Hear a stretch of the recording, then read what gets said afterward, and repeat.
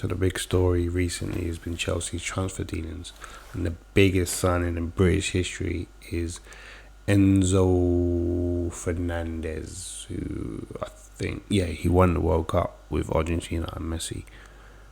So I came across this article yesterday. Don't know how old it is. It's on TalkSport. I'm not sure how true it is. They just be posting stuff all day, every day. But I thought it was interesting to see the madness that is the Premier League and the UK transfer market. So, Wolves were in contention to sign Chelsea star Enzo Fernandez for just 17 million before he became a World Cup winner. But before he became World Cup winner and record Premier League signing, Wolves were in contention to sign Chelsea whiz kid Enzo Fernandez last summer for 17 million. The Argentine became the most expensive player in British transfer history when he joined the Blues on deadline day. 17 million last season. So one good season. I don't know if he had a good season or not.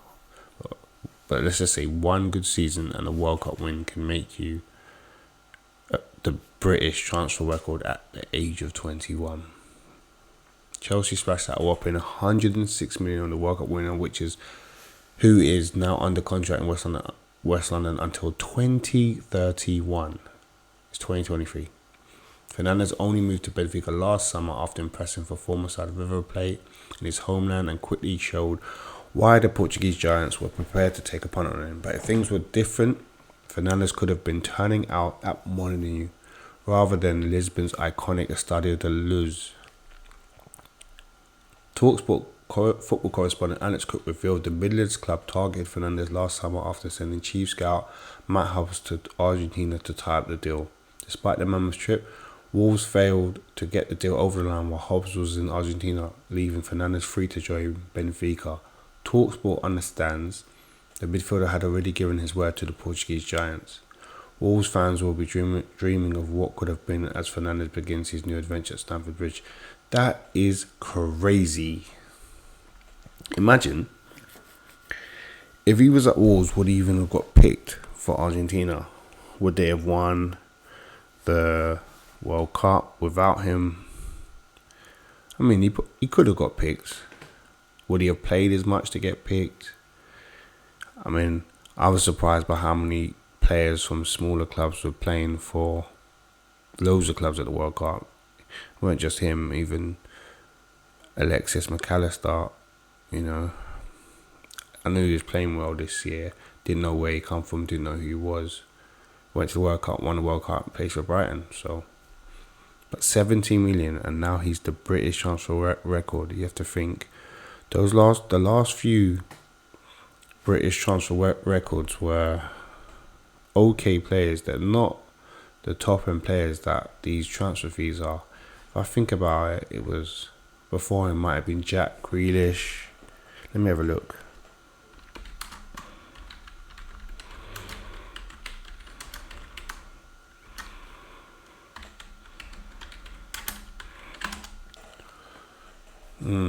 Let's have a look.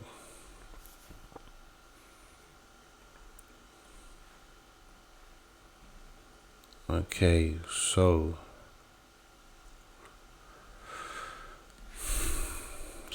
let's have a look at this. This is madness. Let's go back. Let's go to this. So, according to 442, ranked the 10 most expensive British transfers ever. Let's go. Nicolas Pepe, 72 million. Didn't do much. Wasn't worth the 72 million. He's got talent, but he ain't worth that money. Jadon Sancho could have been worth that money because the statistics that he was putting out in Germany, playing Champions League football, playing for a decent club like Dortmund, was setting him up to be a top-end player for years to come. But he's just, I think he's a very talented player in a very bad situation. And yeah, that's all I can say at the moment. Wesley Fofana is not a £75 million defender. He had a good season before the big injury. He's been injured ever since. Virgil van Dijk, at the time, yeah, I thought it was a bit overpriced.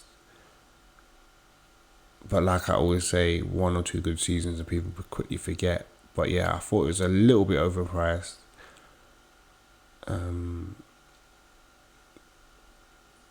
But at least he had the games and the experience to go with it. I'd argue that Fofana, Sancho, Pepe, they all for different reasons didn't have the experience to be the success that they hoped them to be.